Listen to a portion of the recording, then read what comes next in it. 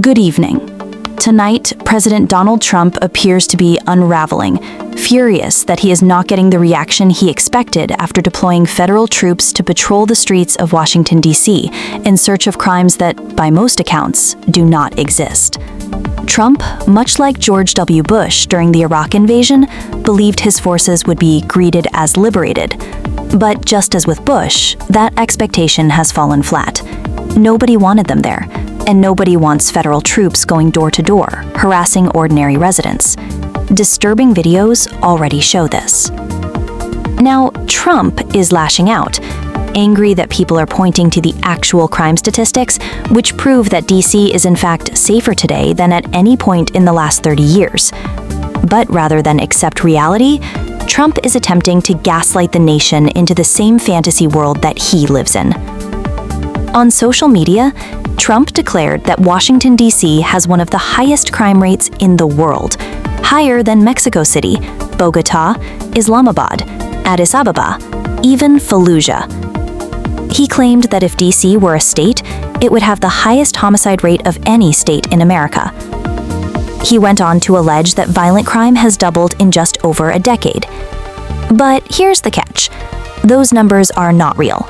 They are not the official statistics compiled by city officials. They are apparently numbers that only Donald Trump has access to, numbers no one else can verify. In short, he is making them up. Trump further accused the Democratic leadership of D.C. of refusing to invest, arrest, or prosecute crime.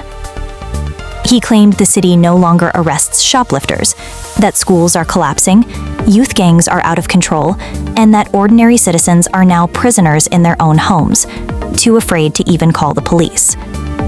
According to him, the real crime rate is 5 to 10 times higher than reported.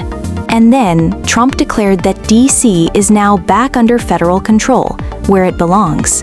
He boasted that the White House, the military, and police would scrape away the filth and make the city safe, clean, and beautiful again. In reality, this is a classic authoritarian tactic, scare the public into believing a lie in order to justify a power grab. Trump wants Americans to ignore the facts and instead accept the narrative that he alone controls. But let's ask the people who actually live in Washington, D.C. Are you truly captives in your own homes? Are you too afraid to step outside? Too afraid to call the police? The answer, of course, is no. The truth is obvious. For example, my own nephew lives in D.C. He's 21 years old, he walks the city freely, and he's never been a victim of crime. Yes, crime exists everywhere, but Trump's claims are nothing more than deliberate lies. What we are witnessing is a dangerous gaslighting of the American people, an attempt to normalize authoritarian control over the nation's capital.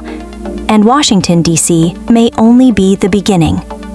Because if this spreads, those who cheer it on today may soon find troops marching down their streets. And when that day comes, when you really are too afraid to leave your home, the question will be, how will you like it then?